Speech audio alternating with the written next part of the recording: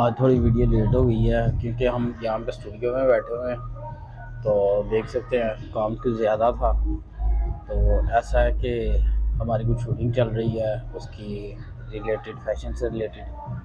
तो ये देख सकते हैं वो आयरन कर रहे हैं वो सूटों को, और उसके अलावा कुछ सूट्स वगैरह ये पड़े हुए हैं। तो ऐसा चल रहा है, बस ऐसे ही है।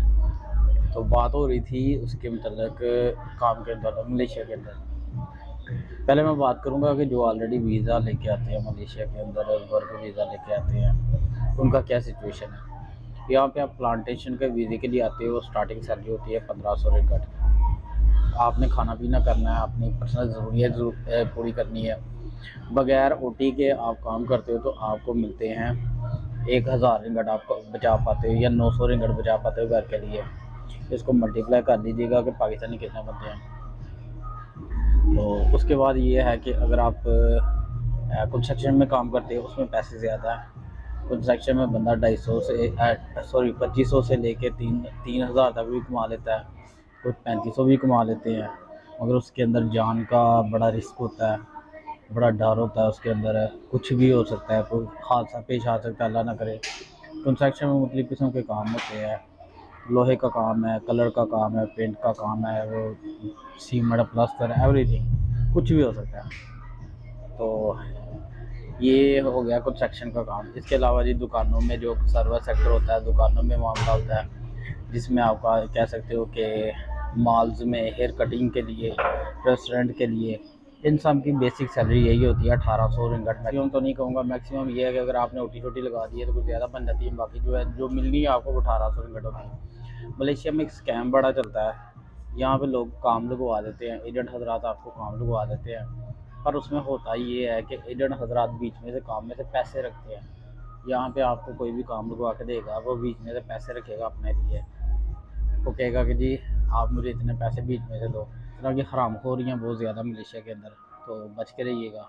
यहाँ पे एक और बात आपको क्लियर कर दूं कि यहाँ पे मलेशिया में आपके पास परमिट है नहीं है, वीज़ा है नहीं है, विज़िट पे है, जो भी जैसे भी है, अगर आपने काम करना है, किसी एजेंट से आप रब्ता करते हो, पता चलता है फ़लाँ जगह एजेंट है, उसका कॉन्ट्रैक्ट है वहाँ पे, उसने कॉन्ट्रैक्ट दिया हुआ है, तो यहाँ वो बंदे सप्लाई करता है। जैसा भी है, जो भी है, आपने काम करना है तो किसी को अपना पासपोर्ट मत दीजिएगा, किसी भी एजेंट को अपना पासपोर्ट मत दीजिएगा। ये क्या करते हैं, ये आपको ब्लैकमेल करते हैं, बाद में आपकी सैलरीज रख लेते हैं। कुछ एजेंट तो इस तरह करते हैं कि आपकी सैलरी 1 महीना 15 दिन बाद देते हैं, और जो 15 दिन है वो सैलरी नीचे रखते हैं ताकि बंदा भाग ना जाए।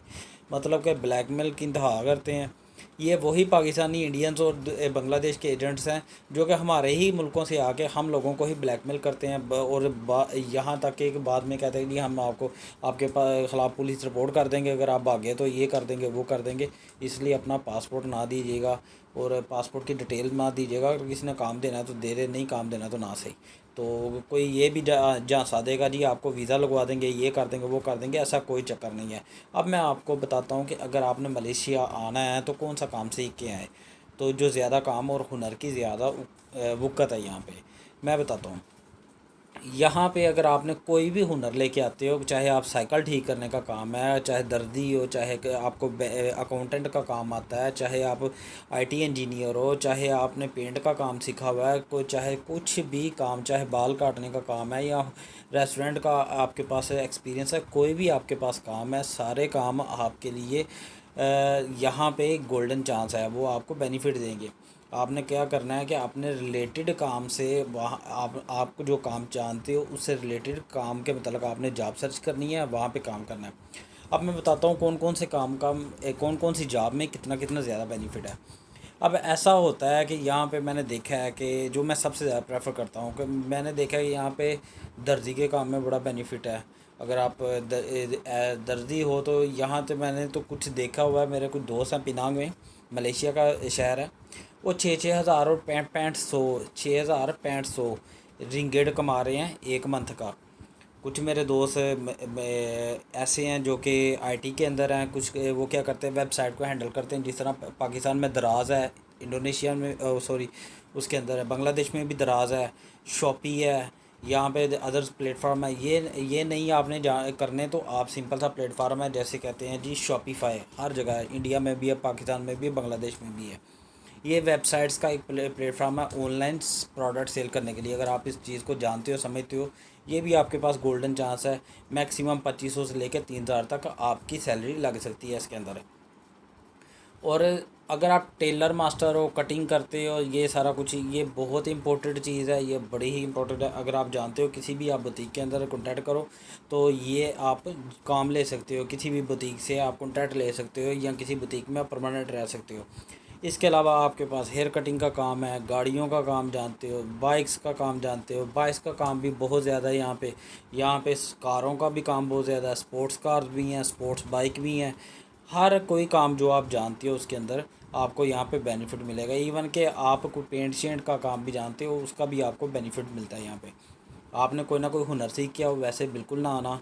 जो मैं प्रेफर कर रहा हूँ वो यही कर रहा हूँ कि गाड़ियों का काम कर लो, नहीं करना पेंटिंग गाड़ियों का काम कर लो, हेयर कटिंग का कर लो, मगर इनमें पैसे कम है, ज़्यादा पैसे हैं। अगर आप फैशन लाइन में चल जाते हो, डिज़ाइनिंग के अंदर आप सूट्स की डिज़ाइनिंग, सूट्स की कटिंग और उसको स्टिच करना, उसको सीना, ये कामों में अगर आप चल जाते हो ज़्यादा बेनिफिट है।